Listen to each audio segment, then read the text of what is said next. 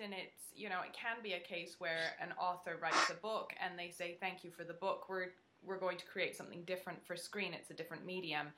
Was he very kind of interested in knowing, because Life of Pi is so thematic and has such really big issues and big stories kind of condensed down into the novel, did he come to you a lot and talk to you about those levels? Yes and no. Interestingly enough, on previous projects that he'd written on, that he'd directed involving living writers, he'd never met them, never had any contact with them. So I found out that he'd never contacted or dealt with Ian Prue for Brokeback Mountain, or with Rick Moody for The Ice Storm. But for whatever reason, and you know, you'd have to ask him, but for whatever reason, with The Life of Pi, he decided that he wanted to meet me.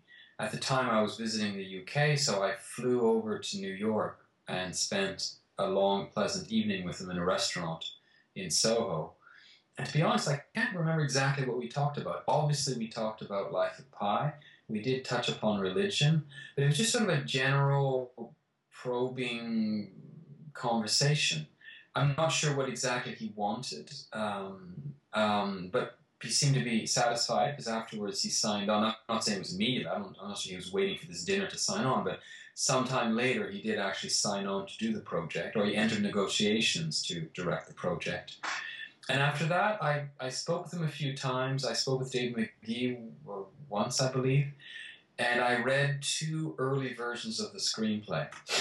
Now, at that stage, I was careful not to involve myself too much. You know, making a movie, especially a big Hollywood movie, is a vast, complicated process with 1,000 players involved, and that means 1,000 people pushing and pulling. And I didn't, considering I'm not in the film business, I love movies, but I'm not a filmmaker. I write. The reason I write novels is because that's what I'm most comfortable doing. So I early on decided I wouldn't be the kind of author who peppers them with questions and objections and suggestions.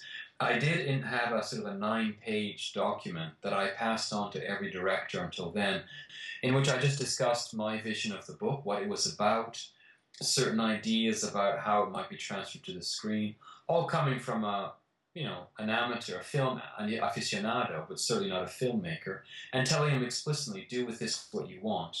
So I did send him that, and then I read 2 early versions of the screenplay, and to those I gave feedback, but of a fairly minute order. For example, one of the things I remember doing was correcting certain turns of phrases so that they might sound more plausibly coming from the mouth of an Indian character. David McGee is American, Ang Lee is American of Taiwanese origin. Neither of them had been to India before. So sometimes in McGee's screenplay, the turns of phrases were too American. So I was sort of Indian. I would Indianize the dialogue a bit. But it was sort of like that. I didn't give any big suggestions, in part because it was Ang Lee. And by that, I don't mean that I was daunted by him, but he's a great director, he's a great artist, and I respected that. You have to respect different artists and respect their integrity and their process.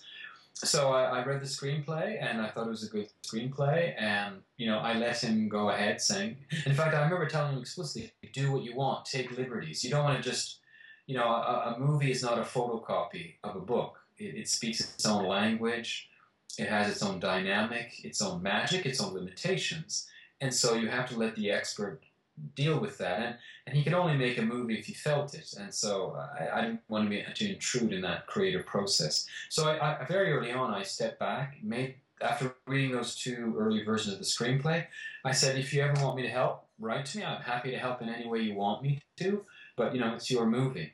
And after that, my only participation was a very minor one. He was very sweet of him. He invited me to Montreal to have a small cameo. I have a small cameo in the movie. I'm between Pi and adult Pi and the author across. They're sitting on a bench, and I'm in between them across the pond on a bench. And yes, my parents walk behind them. My parents walk behind those 2 characters. So that was very sweet of him, and that was at the very end. And but that was it otherwise. So it's very much his movie. To him goes all the praise for it. Now, was that because you trusted him when you'd had those initial conversations, you felt like, okay, this is in good hands and I don't need to have such a hands-on approach with it. Absolutely. I mean, I loved his previous movies. I trusted him. I liked what he'd done before. So I thought, what do I know? Let him do what he wants to do. What were some of the other directors that had previously been attached to the film? Well, at one point, M. Night Shyamalan was very much involved. Alfonso Cuarón was sort of also interested. Jean-Pierre Jeunet was at one point actively involved. Each of them, with their strengths. But as I said earlier, making a movie in Hollywood, one way of putting it was making a movie in Hollywood is you get 1,000 people to be walking on a tightrope. And if one person falls off, they all fall off. So for one reason or another, which each of the previous directors, they were interested, and for one reason or another, they moved on. It didn't work out until finally Ang Lee, the time was right. I mean, after all, Ang Lee was finishing his previous movie, Taking Woodstock? Yeah, I think it's called Taking, he had finished that project. If he'd been in the middle of that project, he couldn't have done it. He does one project at a time. He works on one until it's finished, and then he moves on. So if we'd caught him mid-project, he would have said, no, I can't. So we had the luck that he'd finished that project, and, the studio was very interested in him, and, it all fell into place. What was your first reaction when you saw the film version? Did it resonate with you in a different way? Did you see it through a different lens because it was a different creative person's creation, essentially? It was an odd reaction. I was, in some ways dazzled because it is a beautiful movie.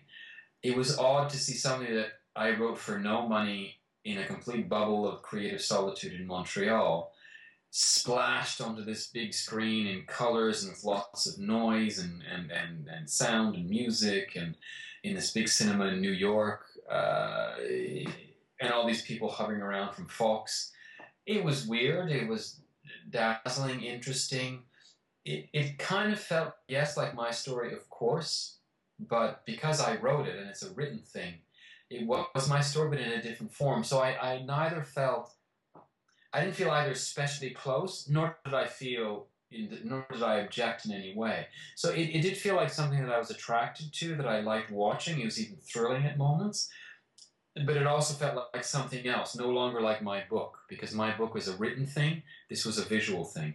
So I had a funny sense of familiarity and distance, of being touched and flattered, and in an odd sort of, and I don't mean this in a dismissive way, slight indifference, like, yes, this is Life of Pi, but it's a different Life of Pi. I'm the author of this Life of Pi, this is Ang Lee's Life of Pi.